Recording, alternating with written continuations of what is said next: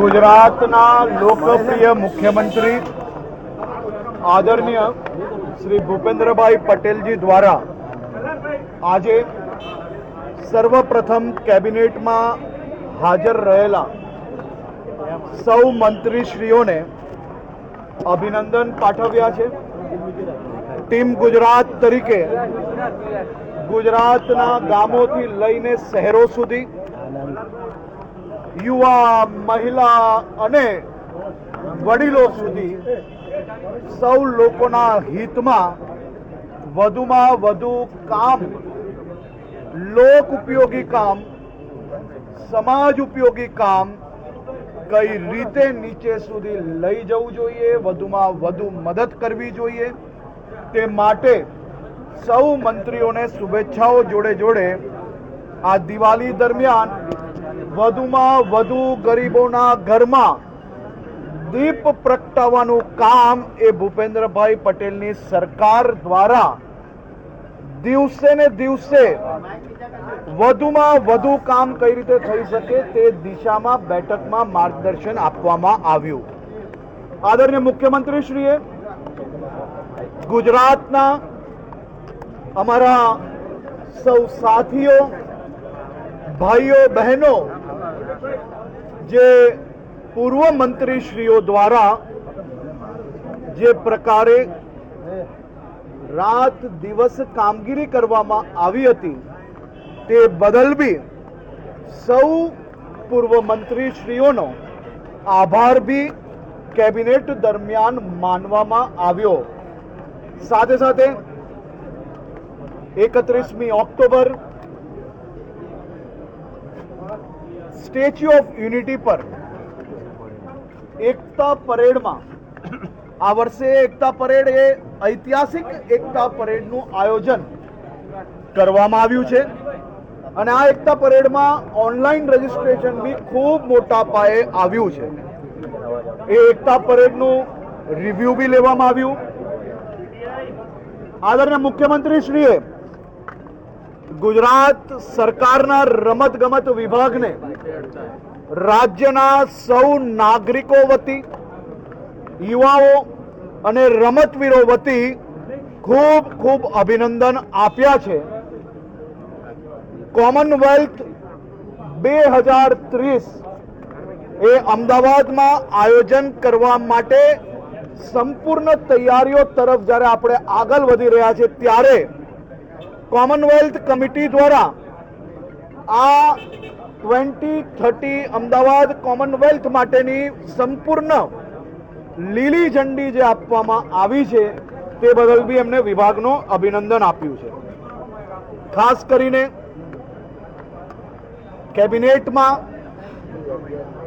સૌ મંત્રીઓ આદરણીય મુખ્યમંત્રીશ્રીના માર્ગદર્શન પ્રમાણે આવનારા દિવસોમાં આ દિશામાં કામગીરી આગળ વધારવા માટે તૈયાર છે। આભાર।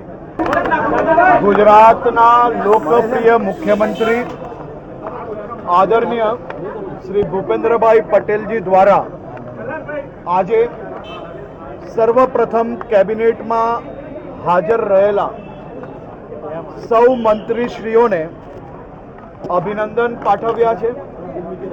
ટીમ ગુજરાત તરીકે ગુજરાતના ગામોથી લઈને શહેરો સુધી યુવા, મહિલા અને વડીલો સુધી સૌ લોકોના હિતમાં વધુમાં વધુ કામ, લોક ઉપયોગી કામ, સમાજ ઉપયોગી કામ કઈ રીતે નીચે સુધી લઈ જવું જોઈએ, વધુમાં વધુ મદદ કરવી જોઈએ, તે માટે સૌ મંત્રીઓને શુભેચ્છાઓ જોડે જોડે આ દિવાળી દરમિયાન વધુમાં વધુ ગરીબોના ઘરમાં દીપ પ્રગટાવવાનું કામ એ ભૂપેન્દ્રભાઈ પટેલની સરકાર દ્વારા દિવસે ને દિવસે વધુમાં વધુ કામ કઈ રીતે થઈ શકે તે દિશામાં બેઠકમાં માર્ગદર્શન આપવામાં આવ્યું।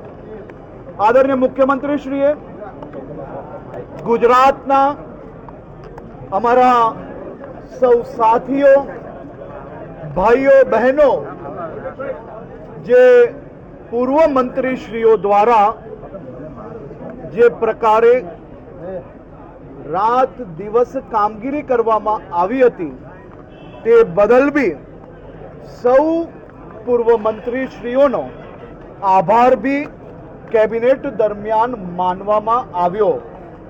સાથે સાથે 31મી ઓક્ટોબર સ્ટેચ્યુ ઓફ યુનિટી પર એકતા પરેડમાં આ વર્ષે એકતા પરેડ એ ઐતિહાસિક એકતા પરેડનું આયોજન કરવામાં આવ્યું છે અને આ એકતા પરેડમાં ઓનલાઈન રજીસ્ટ્રેશન બી ખૂબ મોટા પાયે આવ્યું છે. એ એકતા પરેડનું રિવ્યુ બી લેવામાં આવ્યું. આદરણીય મુખ્યમંત્રીશ્રીએ ગુજરાત સરકારના રમતગમત વિભાગને રાજ્યના સૌ નાગરિકો વતી, યુવાઓ અને રમતવીરો વતી ખૂબ ખૂબ અભિનંદન આપ્યા છે.